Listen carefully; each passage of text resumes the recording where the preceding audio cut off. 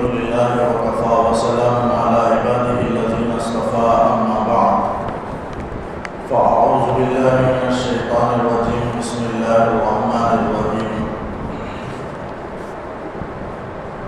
وإن منهم لفريقا يلوون ألسنتهم بالكتاب لتحسبوه من الكتاب وما هو من الكتاب ويقولون هو من عند الله وما هو من عند الله ويقولون على الله الكذب وهم يعلمون۔ یہ سورہ آل عمران کی آیت نمبر 79 ہے، 70 پر 9 آیت نمبر ہے۔ اس آیت میں اللہ تعالیٰ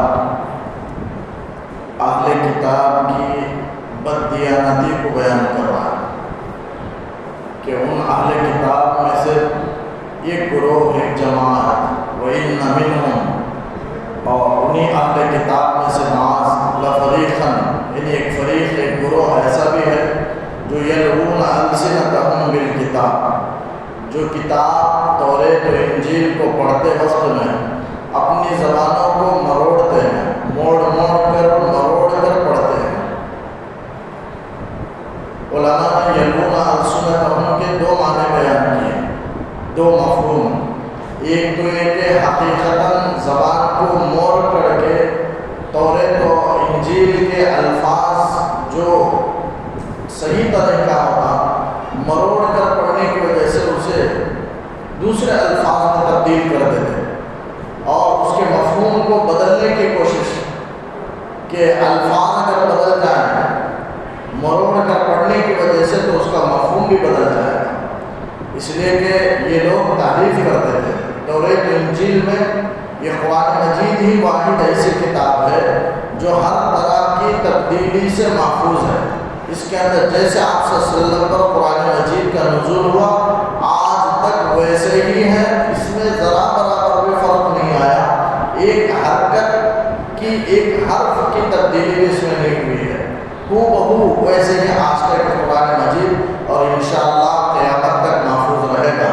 لیکن توریت و انجیل اس میں تبدیلیاں ہو چکی ہیں، تحریف ہو چکی ہیں، یعنی خود ان کے یہودی علماء، عیسائی علماء، ان کے فقہاء، ان کے مشائخ، وہ سب کتاب کے اندر اپنی کتاب جو اللہ کی طرف سے اتاری ہوئی ہے اس میں تبدیل کر دیتے، کسی چیز کا اضافہ کر دیتے، کسی چیز کو کم کر دیتے، جو ان کے نفس کے، ان کے خواہش کے خلاف ہوتا اسے حذف کر دیتے، کم کر دیتے، اور کسی چیز کو زائد کرنا ہوتا تو اس میں اضافہ کر دیتے، کسی چیز کو بدلنا ہوتا تو اس کی جگہ میں دوسری بات سے تو اس کو بدل دیتے۔ اس طرح قرآن کے اندر انہوں نے تحریف کی ہے۔ تو ایک تبدیلی یہ ہے کہ زبان کو مروڑ کر پڑھتے ہیں تاکہ کتاب کا صحیح مفہوم لوگوں کو معلوم نہ ہو، اس لیے کہ ان کے جو تحریف شدہ چیزیں ہیں اگر وہ صحیح پڑھ کر سنائیں گے تو قرآن کے احکامات بالکل صاف ہیں، اور ان کی جو باتیں ہیں گڑی ہوئی باتیں لوگ اگر بیان کریں گے تو آسانی سے پہچان لیں گے۔ اب لوگ صاف طریقے سے نہ پہچانیں اس لیے وہ زبان کو مروڑ کر پڑھتے ہیں تاکہ لوگ صاف نہ سمجھیں، اور ان سے کہہ دیا جائے کہ یہ کتاب ہی کی بات ہے، کتاب ہی کا حصہ ہے، جو ہم نے پڑھا ہے یہ کتاب کا توریت ہی کا حصہ ہے، حالانکہ وہ توریت کا حصہ نہیں ہوتا، اور وہ کہتے ہیں کہ اللہ ہی کی طرف سے ہے، حالانکہ وہ اللہ کی طرف سے بتائی ہوئی باتیں نہیں ہوتی ہیں۔ یہ ان کا ایک بددیانتی کو اللہ نے بیان فرمایا۔ ایک تو مروڑتے ہیں، بعض مفسرین نے مروڑنے کا یہ معنی بیان کیا یلوون ألسنتهم کہ اس کا یہ موڑنا سے مراد محاورہ ہے۔ محاورہ کا مطلب یہ ہے کہ تحریف کرتے ہیں، یعنی توریت میں اپنی کتاب جو اللہ کی طرف سے اتاری ہوئی کتاب ہے اس میں تبدیلی کرتے ہیں، تحریف کرتے ہیں۔ اب تحریف دو طریقے کا ہے، ایک معنی میں تحریف کرنا، یعنی الفاظ تو ویسے ہی ہوں گے لیکن الفاظ کو ایسے پڑھنا کہ معنی بدل جائے، یہ دوسرا مفہوم ہے علماء نے بیان فرمایا ہے، جسے تحریف مراد لیا ہے۔ یلوون ألسنتهم سے تحریف مراد لیا، یعنی بدل دینا، اپنی باتوں کو داخل کر دینا، جسے تحریف کہتے ہیں۔ تحریف بعض حضرات ہیں انہوں نے تحریف الفاظ ہی نہیں کی بلکہ تحریف معنوی کی ہے، یعنی صرف معنی کو بدلا ہے، الفاظ میں کوئی تبدیلی نہیں کی۔ لیکن بعض علماء نے سخت انکار کیا اور کہا کہ انہوں نے تحریف معنوی بھی کی ہے، یعنی معنی کو بھی بدلا ہے اور الفاظ کو بھی بدل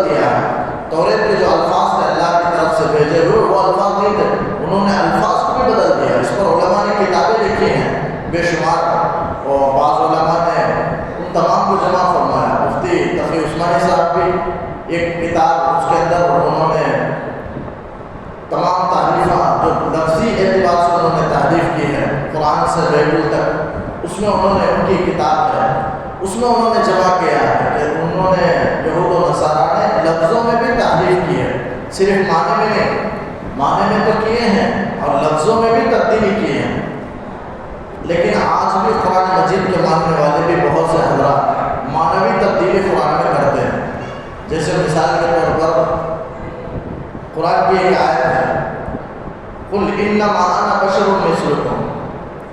اب اسے ایسا پڑھتے ہیں، اس کا مطلب یہ ہے کہ میں تمہاری ہی طرح ایک انسان ہوں۔ آپ صلی اللہ علیہ وسلم فرماتے ہیں میں تمہاری ہی طرح ایک انسان ہوں اور تمہارے درمیان بھیجا گیا ہوں، مجھ پر وحی آتی ہے۔ اس کا یہ مطلب ہے، صحیح مطلب۔ لیکن بعض حضرات جو بدعتی حضرات ہیں وہ کہتے ہیں کہ آپ صلی اللہ علیہ وسلم انسان نہیں تھے، اللہ نے آپ کو نور سے بنایا ہے، تو ایک نورانی مخلوق سمجھتے ہیں، حالانکہ قرآن کے خلاف ہے وہ عقیدہ۔ اللہ نے انسان ہی بنایا ہے، انسان مٹی ہی سے آپ کی پیدائش ہوئی، لیکن قرآن کے ماننے والے ہیں وہ قرآن کی اس طرح تلاوت کرتے ہیں کہ اِنَّا مَا أَنَا بَشَرٌ مِثْلُكُمْ، اصل میں ہے اِنَّمَا أَنَا بَشَرٌ، لیکن اِنَّا کو الگ کرتے ہیں۔ مَا أَنَا بَشَرٌ کا مطلب یہ ہے کہ میں تمہاری طرح انسان نہیں ہوں، یہ مطلب ہو گیا۔ تو ماں کو الگ کرنے کی وجہ سے، اِنَّا کو اور ماں کو الگ کرنے کی وجہ سے معنی بدل گیا۔ معنی یہ ہو گیا کہ میں تمہاری طرح انسان نہیں ہوں، اور وہ یہ ترجمہ کر کے ثابت کرتے ہیں کہ آپ صلی اللہ علیہ وسلم نور سے بنائے گئے، حالانکہ یہ مفہوم نہیں ہے، بلکہ انما انا بشر مثلکم بلا شک، میں تمہاری طرح ہی انسان ہوں، میں انسان ہی ہوں، یہ مطلب ہے انما انا۔ صحیح پڑھنا، اگر صحیح تلاوت کیا جائے تو اس کا صحیح مفہوم نکلے گا۔ تو آج بھی قرآن کے ماننے والے اس طرح لفظ کو مروڑ کر ایک ایسے انداز سے پڑھتے ہیں جس کا مفہوم غلط نکلتا ہے، ویسے ہی اہل کتاب بھی کیا کرتے تھے۔ تو یلون السنتہم کا یہ دو مطلب مفسرین نے بیان فرمایا، ایک تو زبان مروڑ کر پڑھ کر اس کے معنی کو بدل دینا، صاف صاف لوگوں کو سمجھ میں نہ آئے اس لیے مروڑ کر پڑھتے ہیں، دوسرا ہے کہ تعریف کرتے ہیں۔ تو یہ دو مفہوم یلون السنتہم نے بیان فرمایا۔ تو ان کی بددیانتی یہ ہے کہ اپنے زبان کو کتاب کے پڑھتے وقت میں مروڑ کر پڑھتے ہیں، لتحسبوہ من الکتاب، تاکہ لوگ سمجھیں کہ وہ کتاب کا حصہ ہے، تاکہ تم سمجھو اس کو کہ کتاب کا حصہ ہے، وما هو من الکتاب، حالانکہ وہ کتاب کا حصہ نہیں ہے۔ وَيَقُولُونَ هُوَ مِنْ عِنْدِ اللَّهِ، اور اس کے بعد وہ کہتے تھے کہ یہ اللہ کی طرف سے اتاری ہوئی بات ہے اور ایسے ہی اللہ نے کہا ہے۔ وَمَا هُوَ مِنْ عِنْدِ اللَّهِ، حالانکہ وہ بات اللہ کی طرف سے اتاری ہوئی نہیں ہوتی ہے، وہ بالکل خلاف واقع بات ہے جو انہوں نے اپنی طرف سے کر لی ہے۔ اللہ تعالیٰ نے کسی بات نازل نہیں فرمائی، لیکن اللہ کی طرف اپنی طرف سے بات گھڑ کر اس بات کو اللہ کی طرف منسوخ کرتے تھے کہ اللہ نے ایسے ہی کہا۔ آگے اللہ تعالیٰ نے کہا وَيَقُولُونَ عَلَى اللَّهِ الْكَذِبَ، یہ لوگ اللہ پر جھوٹ کہتے ہیں، بہتان باندھتے ہیں، جھوٹی بات کو اللہ کی طرف منسوخ کرتے ہیں، وَهُمْ يَعْلَمُونَ، جانتے بوجھتے، یعنی اپنی طرف سے گڑی ہوئی بات کو اللہ کی طرف منسوخ کرتے، یہ بہتان ہے، جھوٹ ہے، اور جانتے بھی ہیں کہ یہ ہمارے گڑے ہوئے ہماری بنائی ہوئی باتیں ہیں، کتاب سے توریت سے اس کا کوئی تعلق نہیں ہے۔ یہ جانتے بوجھتے اللہ کے احکامات کو اپنی طرف سے بعض احکامات کو گھڑتے ہیں اور اللہ کی طرف منسوخ کرتے ہیں۔ تو یہ بددیانتی ہے، اسی بددیانتی کو اللہ نے اس آیت میں بیان فرمایا ان کی۔ پھر اگلی آیت میں اللہ تعالیٰ نے کہا مَا كَانَ لِبَشَرٍ أَن يُؤْتِيَهُ اللَّهُ الْكِتَابَ وَالْحُكْمَ وَالنُّبُوَّةَ، یہ آیت اس موقع پر نازل ہوئی جب عیسائی حضور صلی اللہ علیہ وسلم کی خدمت میں حاضر ہوئے، حاضر ہو کر کہنے لگے کہ اللہ کے رسول صلی اللہ علیہ وسلم گفتگو ہوئی، گفتگو کے دوران یہ بات آئی آپ صلی اللہ علیہ وسلم سے، وہ عیسائی کہنے لگے کہ حضرت عیسیٰ نے ہم کو حکم دیا تھا کہ خدا مانیں، عیسیٰ کو خدا مانیں اور عیسیٰ کے سامنے سجدہ کریں، یہ حضرت عیسیٰ نے خود ہم کو حکم دیا تھا کہ رب مجھے رب مانو۔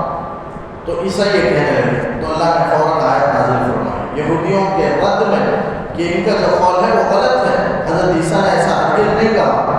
ان کی تردید میں اللہ نے اس موقع پر آیت نازل فرمائی کہ مَا كَانَ لِبَشَرٍ أَن يُؤْتِيَهُ اللَّهُ الْكِتَابَ وَالْحُكْمَ وَالنُّبُوَّةَ، کسی انسان کے لیے، بشر کے لیے یہ نہیں ہو سکتا، یہ مناسب نہیں ہے کہ جس کو اللہ نے کتاب عطا فرمائی ہو، کتاب عطا کی گئی ہو اللہ کی طرف سے، والحکم اور حکمت یعنی دین کی سمجھ اللہ نے دی ہو، نبوت بھی عطا فرمایا ہو، نبی بھی بنایا ہو، تو اللہ نے کتاب عطا فرمائی، نبی بنایا اور حکمت دین کی سمجھ عطا فرمائی، ایسے انسان کے لیے یہ بات ہرگز نہیں ہو سکتی ہے، یہ مناسب ہی نہیں ہے کہ وہ کہے کہ میری بات کرو، یہ تو سمجھ سے دور ہے۔ کوئی بھی دین کی سمجھ رکھنے والا ہرگز یہ نہیں کہہ سکتا کہ میری پرستش کرو، میری عبادت کرو، مجھے سجدہ کرو، اس لیے کہ نبی کو اللہ بھیجنا ہی اس لیے ہے تاکہ شرک کو ختم کرے، توحید پرستی کو قائم کرے۔ لیکن یہ کہتے ہیں کہ حضرت عیسیٰ کہتے ہیں کہ مجھے رب بنا، یہ بے جوڑ بات ہے، بے بنیاد بات ہے۔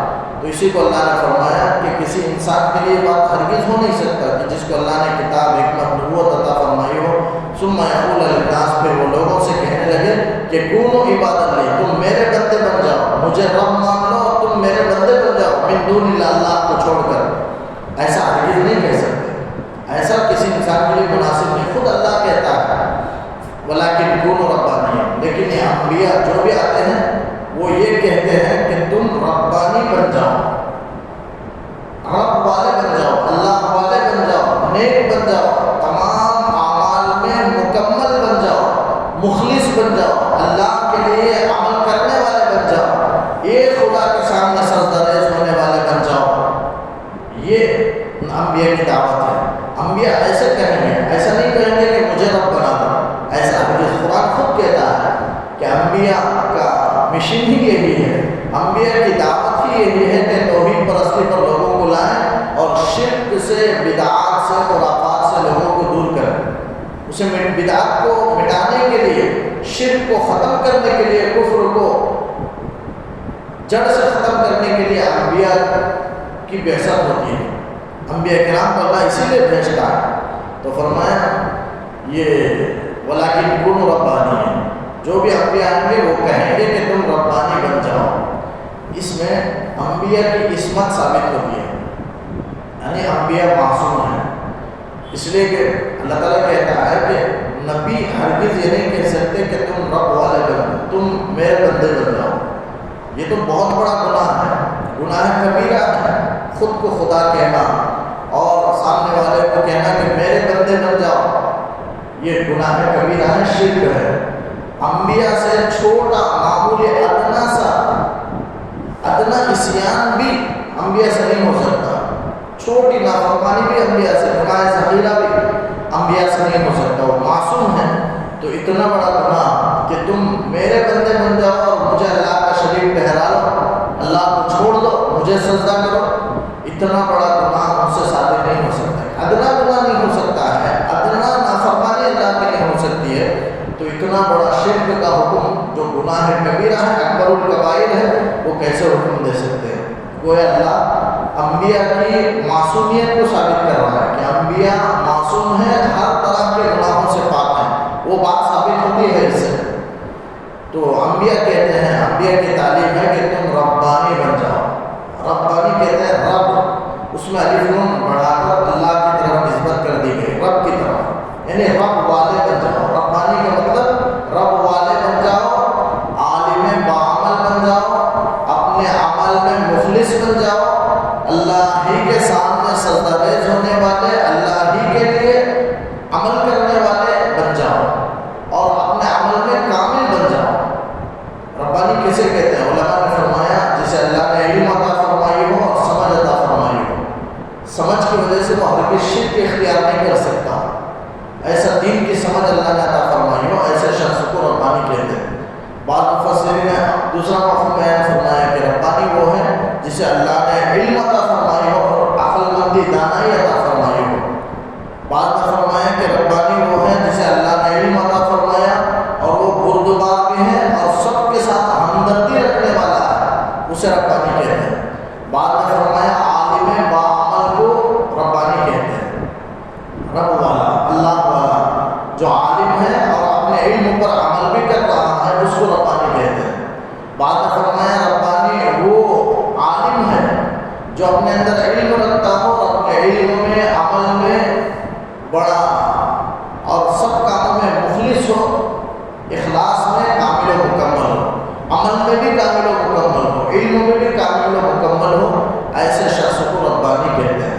لیکن آسان ترجمہ یہ کہ رب والے بن جاؤ، اللہ والے بن جاؤ، عالم بعمل بن جاؤ، توحید پرستی اختیار کرنے والے اور ہر طرح کے اللہ کی نافرمانی سے بچنے والے، یہ مراد ہے ربانی سے۔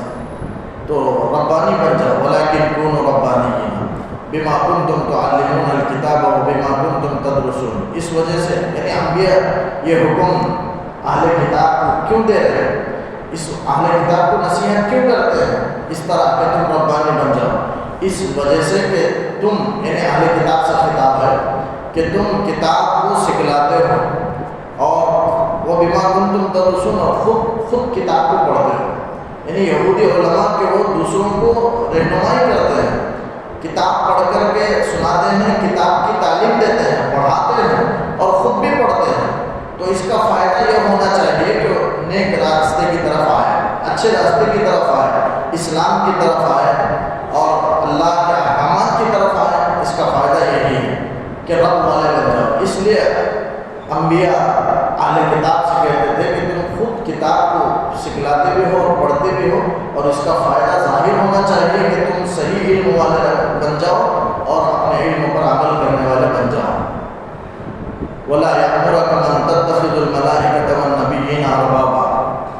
اس آیت میں کیا حکم؟ یہ آیت اس وقت نازل ہوئی جب عیسائی آپ صلی اللہ علیہ وسلم سے عیسائیوں کی جماعت وقت گفتگو ہو رہی تھی، تو اچانک عیسائی کہنے لگے اے اللہ کے رسول کیا آپ چاہتے ہیں کہ ہم آپ کو سجدہ کریں جیسے ہم عیسیٰ علیہ السلام کو سجدہ کرتے تھے، رب مانتے تھے، کیا آپ بھی یہ چاہتے ہیں کہ ہم آپ کو سجدہ کریں عیسیٰ علیہ السلام کی طرح؟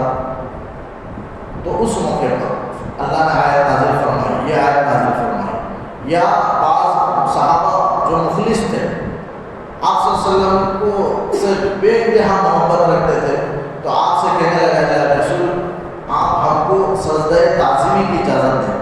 ایک سجدہ عبادت کا ہے، عبادت کا سجدہ نہیں بلکہ تعظیم، ہم آپ کا بہت احترام اور عظمت کرنا چاہتے ہیں، سجدہ کرنے کی آپ اجازت دیں، سجدہ تعظیمی۔ تو اس پر اللہ کے رسول صلی اللہ علیہ وسلم نے فرمایا نعوذ باللہ، اللہ کی پناہ، میں ہرگز یہ میرے مناسب نہیں کہ میں میری بندگی کا حکم کروں، نہ میں اس کے لیے بھیجا گیا ہوں، میں دوسروں غیر اللہ کی بندگی کا حکم میں نہیں دے سکتا اور میری بندگی کا حکم بھی میں نہیں دے سکتا۔ اللہ کی پناہ، اللہ کی حفاظت، اللہ نے مجھے اس لیے مبعوث نہیں فرمایا تم توحید پرستی کو اختیار فرماؤ، آپ نے اجازت نہیں دی۔ اس لیے کہ صحابہ کہتے ہیں اللہ کے رسول سلام تو ہم سب کو کر لیتے ہیں، تو سلام میں آپ کو بھی کر لیں تو پھر اس میں کون سا آپ کی فضیلت بڑھوتری ہو گئی؟ ہم آپ کو بطور خاص کچھ زیادہ احترام کرنا چاہتے ہیں، سلام تو سب کو بھی کرتے ہیں، معمولی ہے۔ تو پھر اللہ کے رسول نے فرمایا اس کی اجازت نہیں، صرف سلام تک کافی ہے، سجدہ نہیں کر سکتے۔ اس امت میں اللہ نے سجدہ تعظیمی کو بھی حرام قرار دے دیا۔ تو فوراً اللہ نے آیت نازل فرمائی کہ وَلَا يَأْمُرَكُمْ أَن تَتَّخِذُوا الْمَلَائِكَةَ وَالنَّبِيِّينَ أَرْبَابًا۔ یہ نبی انبیاء حکم نہیں دے سکتے ہیں تم کو کہ وہ فرشتوں کو اور انبیاء کو رب بنا لو، فرشتوں کو اور انبیاء کو تم رب بنا لو، یہ حکم نہیں دے سکتے انبیاء، نہیں نبی آپ صلی اللہ علیہ وسلم حکم نہیں دے سکتے۔ جیسے صابی ایک فرقہ ہے، انہوں نے فرشتوں کو معبود بنا لیا، اور عیسائی ہیں حضرت عیسیٰ علیہ السلام کو رب مان لیا، اور عزیر علیہ السلام کو یہودیوں نے رب اللہ کا بیٹا مان لیا اور رب مان لیا، رب کا درجہ انہوں نے دے دیا یہودیوں نے حضرت عزیر علیہ السلام کو۔ تو اس طرح نبی حکم نہیں دے سکتے، رب بنانے کا حکم نہیں دے سکتے، بلکہ وہ تو شرک کو مٹانے کے لیے انبیاء تشریف لائے ہیں۔ فرمایا وَلَا يَأْمُرَكُمْ أَن تَتَّخِذُوا الْمَلَائِكَةَ وَالنَّبِيِّينَ أَرْبَابًا۔ یہ نبی اس میں دو مفہوم ہیں، یا تو اللہ تعالیٰ حکم نہیں دے گا یا نبی حکم نہیں دے سکتے ہیں کہ تم فرشتوں کو اور نبیوں کو رب بنا لو، یہ دونوں مراد ہو سکتا ہے۔ اللہ بھی حکم نہیں دے سکتا اور نبی بھی یہ نہیں حکم دے سکتے کہ تم کسی اور کو رب بنا لو۔ اَیَأْمُرُکُم بِالْکُفْرِ، کیا اللہ اور نبی یہ کفر کا حکم تم کو دیں گے؟ بعد اذ انتم مسلمون، تمہارے مسلمان ہو جانے کے بعد تم مان لیے ہیں، اللہ کو ایک مان چکے، اس کے فرما بردار ہو چکے ہیں، مسلمان ہو چکے ہیں، تو تم مسلمان ہونے کے بعد کیا اللہ کفر کا تمہیں حکم دے گا؟ کیا نبی وہ کفر کا تمہیں حکم دیں گے؟ ایسا ہرگز نہیں ہو سکتا۔ یعنی اگر وہ کہتے ہیں کہ کفر کا حکم دیے ہیں عیسائی اگر کہتے ہیں تو غلط بات ہے۔ حضرت عیسیٰ علیہ السلام نے یہ نہیں کہا کہ مجھے رب بنانا، اللہ نے تردید کر دی آیتوں میں کہ وہ بات غلط ہے۔ پھر فرمایا وَإِذْ أَخَذَ اللَّهُ مِيثَاقَ النَّبِيِّينَ لَمَا آتَيْتُكُم مِّن كِتَابٍ وَحِكْمَةٍ، اس آیت میں اللہ تعالیٰ نے انبیاء سے جو عہد لیا اس عہد کو بیان فرمایا۔ 3 عہد لیا، وعدہ لیا اللہ نے۔ ایک وعدے کا ذکر سورہ اعراف میں ہے، عالم ارواح میں اللہ نے وعدہ لیا تھا الست بربکم، کیا میں تمہارا رب نہیں ہوں؟ تمام یہ عام تمام لوگوں سے یہ وعدہ تھا۔ سب نے کہا کہ بلا، کیوں نہیں، آپ ہی ہمارے رب ہیں۔ اللہ سے وعدہ کیا تھا کہ دنیا میں جانے کے بعد ہم صرف تیری ہی عبادت کریں گے اور تیرے ساتھ کسی کو شریک نہیں ٹھہرائیں گے، تم ہی ہمارا رب ہو، اے اللہ تو ہی ہمارا رب ہے۔ اللہ نے پوچھا تھا الست بربکم، تو قالوا بلا، سب نے کہا ہاں آپ ہی ہمارے رب ہیں۔ یہ وعدہ اللہ نے لیا تھا، اس کا ذکر سورہ اعراف میں۔ یہ ایک وعدہ جو تمام انسانوں سے تھا وہ توحید کا وعدہ تھا کہ اللہ کو ایک ماننا، شریک نہیں ٹھہرانا۔ اور دوسرا وعدہ قرآن میں ہے، 3 قسم کا وعدہ ہے۔ دوسرا وعدہ اہل کتاب کے علماء سے لیا گیا تھا۔ کس بارے میں لیا گیا تھا؟ اس بارے میں لیا گیا تھا کہ تم توریت اور انجیل کے احکام کو نہیں چھپانا۔ وَإِذْ أَخَذَ اللَّهُ مِيثَاقَ الَّذِينَ أُوتُوا الْكِتَابَ لَتُبَيِّنُنَّهُ لِلنَّاسِ وَلَا تَكْتُمُونَهُ، لوگوں کے سامنے خوب واضح کرنا اور اسے نہیں چھپانا، تم اسے نہیں چھپاؤ گے، یہ وعدہ کرو۔ اللہ نے عہد دیا، وعدہ دیا یہود اہل کتاب کے علماء سے، یہ دوسرا وعدہ ہے۔ اور تیسرے وعدے کا ذکر یہاں ہے جو اللہ نے تمام انبیاء سے عہد لیا تھا۔ اچھا یہ عہد کہاں لیا تھا؟ ہو سکتا ہے کہ اللہ میں ارواحی میں لیا تھا، وہ زیادہ وہی راجع بات ہے۔ بعض نے فرمایا کہ دنیا میں انبیاء کو بھیجنے کے بعد وحی کے ذریعے سے اللہ نے نبی سے عہد لیا۔ کیا عہد لیا تھا اس کا ذکر ہے۔ ہر انبیاء سے، ہر نبی سے اللہ نے وعدہ لیا کہ میں تم کو کتاب و حکمت جب نبوت عطا کر دوں اور نبی بنا کر لوگوں کی امت کے درمیان بھیج دوں تو پھر اس کے بعد تمہارے بعد ایک رسول آنے والے ہیں، ان رسول پر اگر تم ان کا زمانہ پاؤ تو رسول پر ایمان بھی لاؤ۔ رسول سے مراد محمد صلی اللہ علیہ وسلم ہے کہ محمد صلی اللہ علیہ وسلم اگر تمہارے زمانے میں آئے اور تم ان کے زمانے کو پاؤ تو تم ضرور بھی ضرور ان پر ایمان لانا اور ان کی تائید اور نصرت کرنا اور ان کی مدد کرنا، ان کا ساتھ دینا۔ یہ اللہ نے انبیاء سے عہد دیا اور اپنی امت کو تاکید کر کے جانا، یہ اللہ نے عہد دیا۔ چنانچہ ہر نبی نے آ کر یہی دعوت دی اور ہر نبی نے اپنی امت کو یہ بتایا کہ میرے بعد، جیسے حضرت عیسیٰ علیہ السلام بھی ہے کہ من بعدی، میرے بعد ایک رسول آئے گا اسمہ احمد، ان کا نام احمد ہوگا۔ حضرت عیسیٰ نے بشارت دی تو ہر نبی نے ایسے بشارت دی کہ میرے بعد ایک رسول آئے گے، آخری پیغمبر آئیں گے، اگر تم ان کے زمانے کو پاؤ تو تم ان پر ایمان لاؤ۔ یہ ہر نبی نے اپنی امت سے یہ عہد لیا تھا، وعدہ لیا تھا۔ تو اللہ نے جیسے وعدہ لیا ویسے انہوں نے اپنی امت سے وعدہ لیا اور اپنی امت کو تاکید کی۔